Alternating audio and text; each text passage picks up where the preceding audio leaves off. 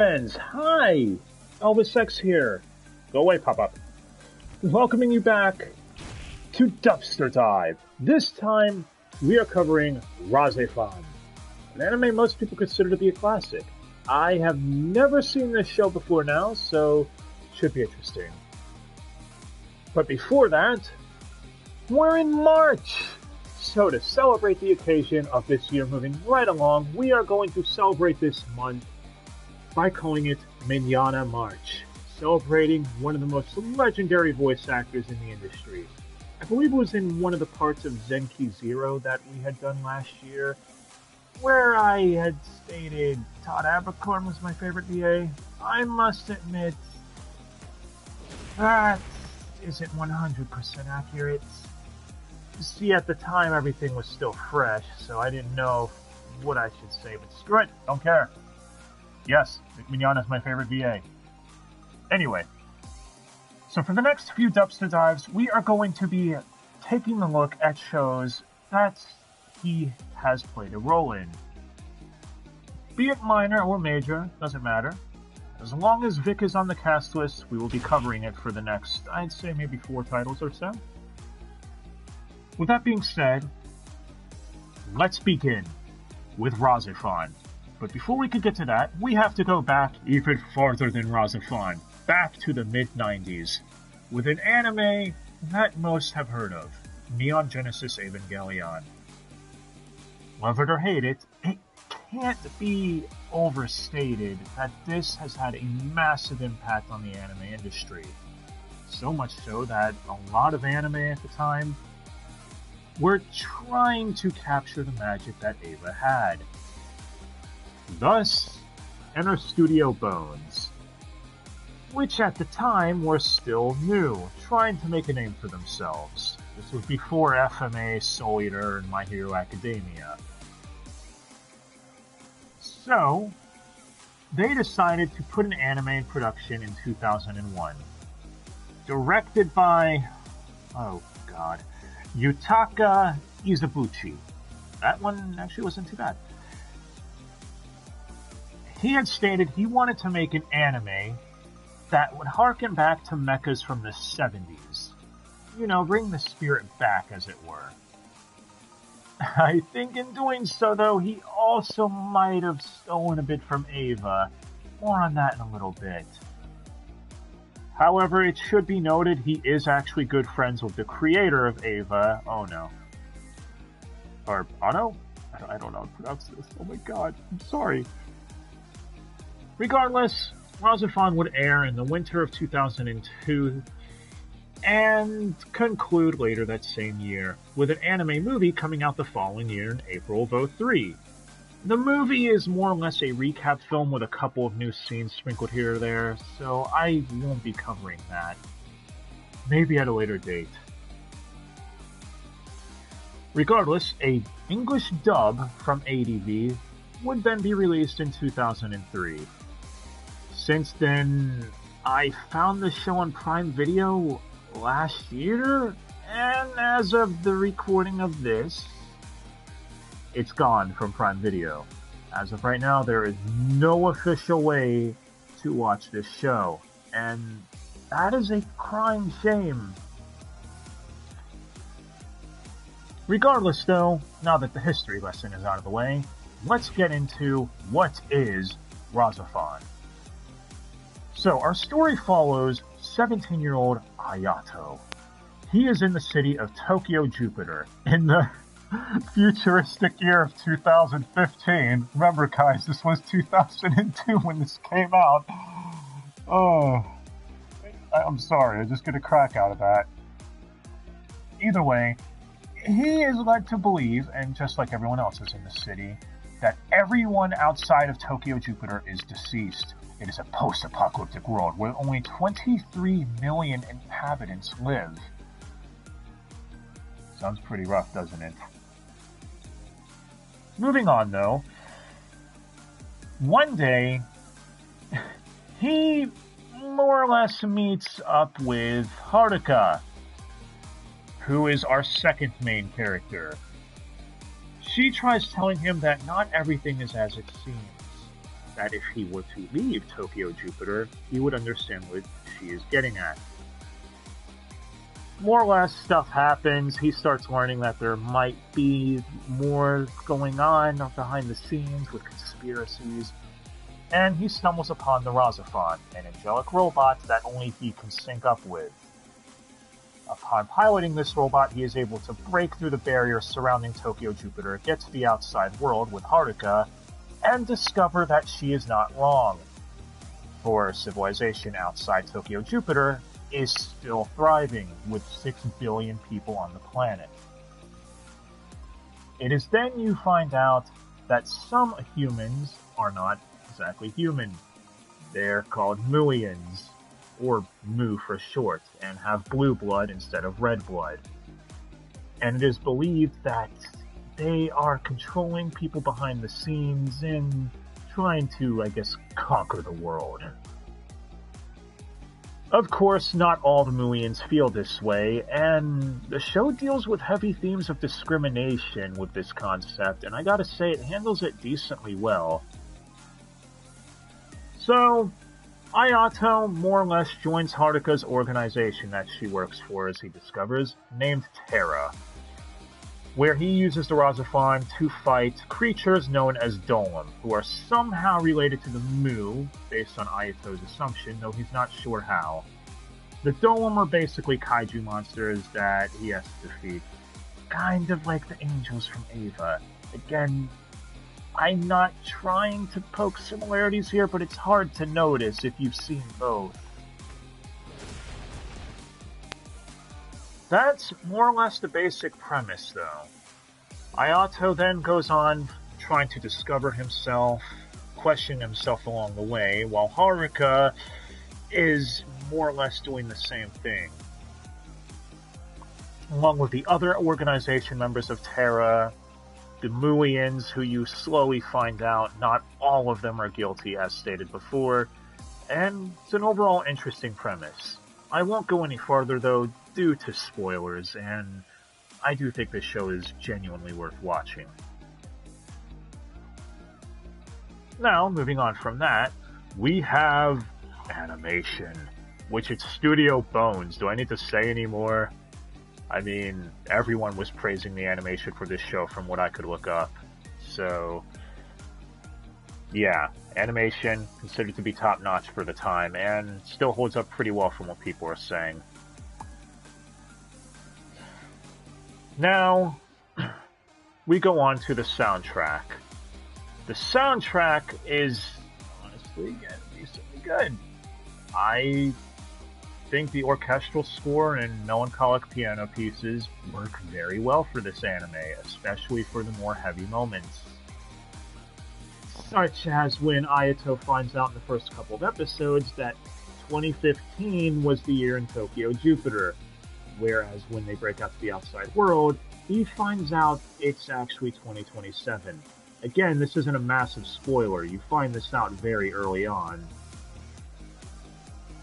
So, yeah, you could say Tokyo was in a bit of a time stasis, I guess. But either way, the point I'm getting at is the music that plays here, the audience reaction, I felt the build-up and everything was perfect. With him realizing that his whole life was a lie. So, moving on from that, music, pretty good. Next, let's move on to what everyone is here for, the dumpster diving. So who's in this dub? Well, it's ADV, so we have Chris Patton voicing Ayato. And this is one of his earlier works, and I gotta say, he's the MVP of this dub easily.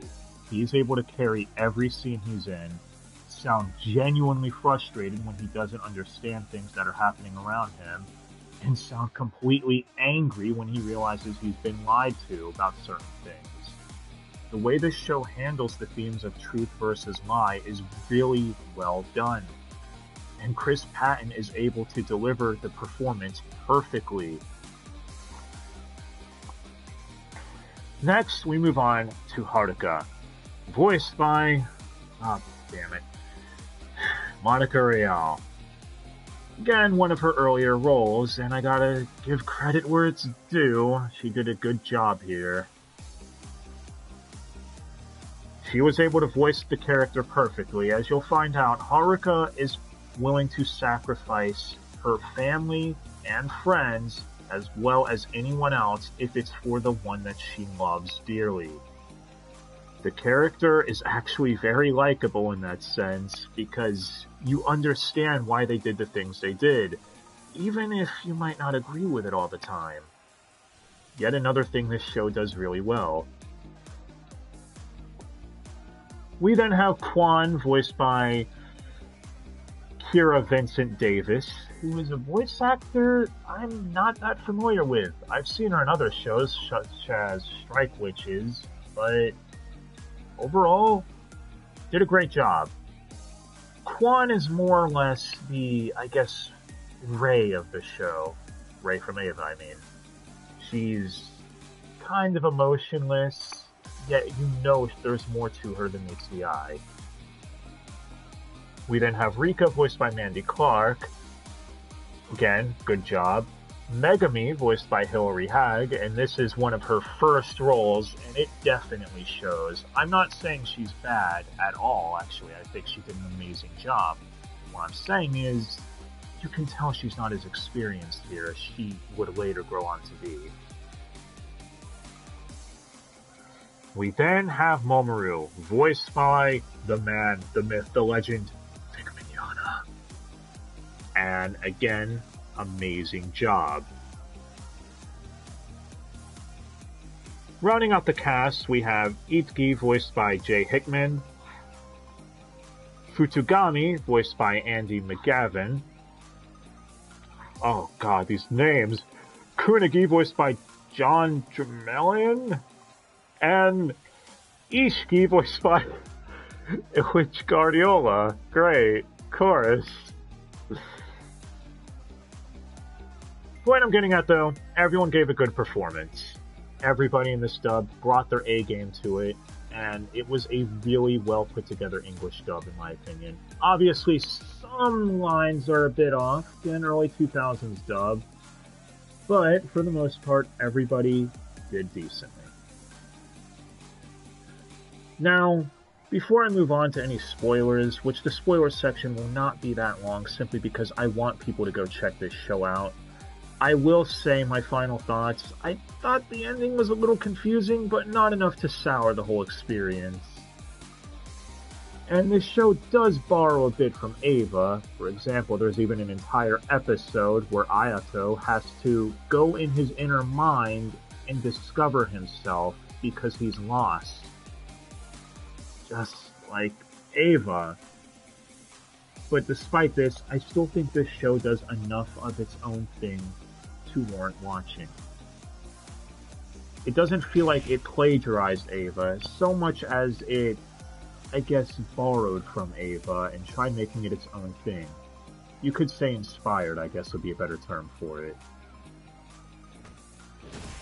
So if you're able to look past the clear inspirational liberties it took, and I guess put up with early 2000s ADV, which I still think holds up, you'll have a fun time with this one. I still think the show is really good, and I give it a solid B. So, moving on to spoilers. As I said, ending was really confusing. I had to watch it a couple of times to try understanding what the hell just happened, and I don't even know if I still clearly understand it. So, probably my fault. I mean, I'm not gonna lie, I'm kind of a dumbass sometimes. But, regardless, I still enjoyed it.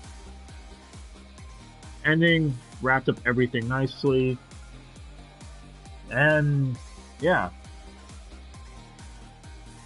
As far as any other standout scenes, well, I don't want to spoil anything, like I said, and I know this is the spoiler section, but I really want people to see this. All I can say is, the characters will do things that are really messed up, but you can kind of see where they're coming from. the show does a great job showing their perspective and point of view, while at the same time also showing that, okay, what are you doing, man? Why are you acting like a dick? And then you find out later, and it's like, oh, that's why. Okay, I guess that makes sense. There are a few times where an episode will start up, however, I will say, and they'll be fighting a golem, and they'll be like, what's going on here? It's a little jarring. Again, you can pick up on what's going on quickly enough, but still. As far as, I guess, my favorite character, it would have to be, well, Vic's portrayal of Mamoru.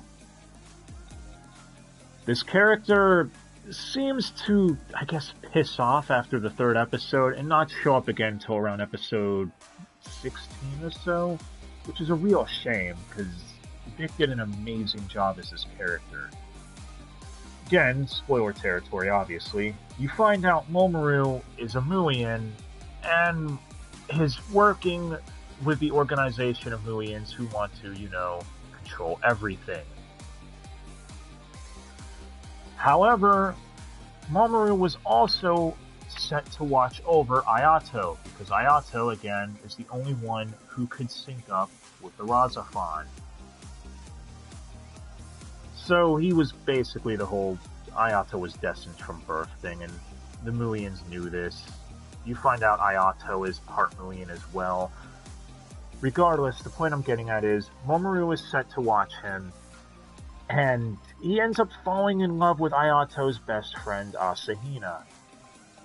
Well, the scene I'm talking about in question that shows up in the later half of the show, Asahina more or less gets killed because Ayato hesitates.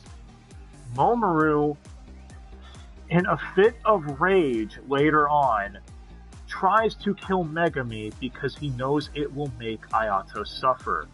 However, in doing so, right before the act, he has trouble following through and breaks down and starts crying, proving that the character, Mamoru, is lost and doesn't know what to do.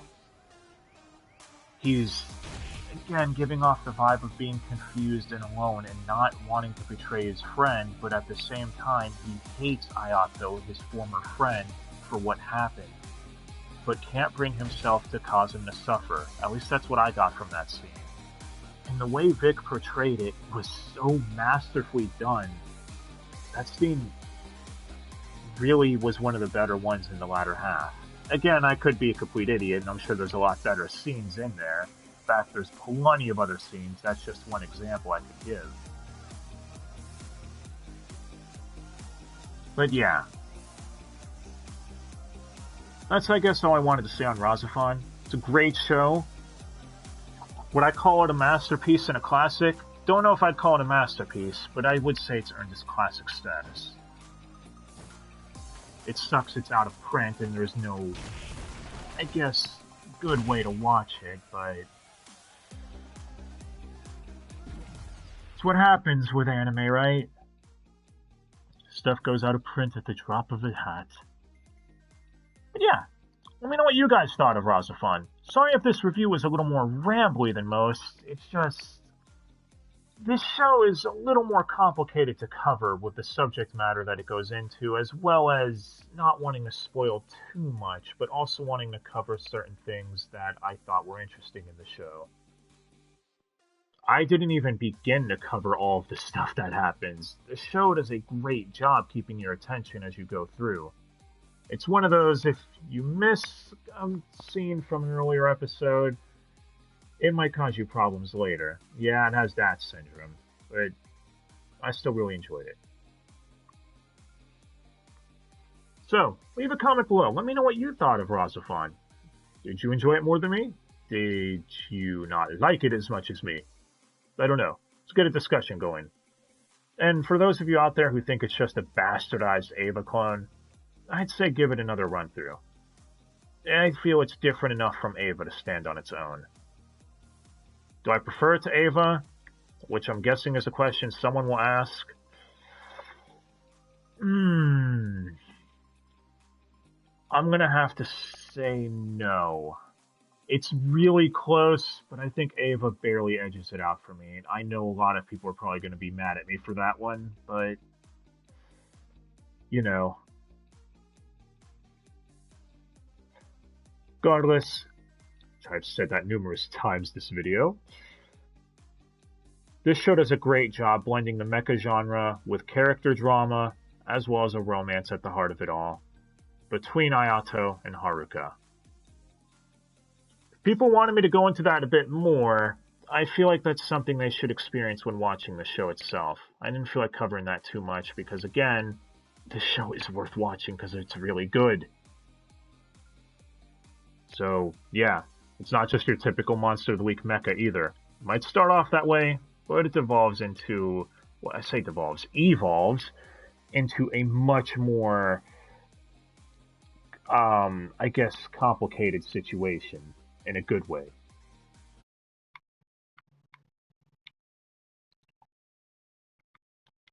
But yeah, guys, that's it. Please leave a comment. Let me know what you thought of the show. And apologize for all the rantingness on this one. Be back next time with another show that has our good friend, Mr. Mignon, on it.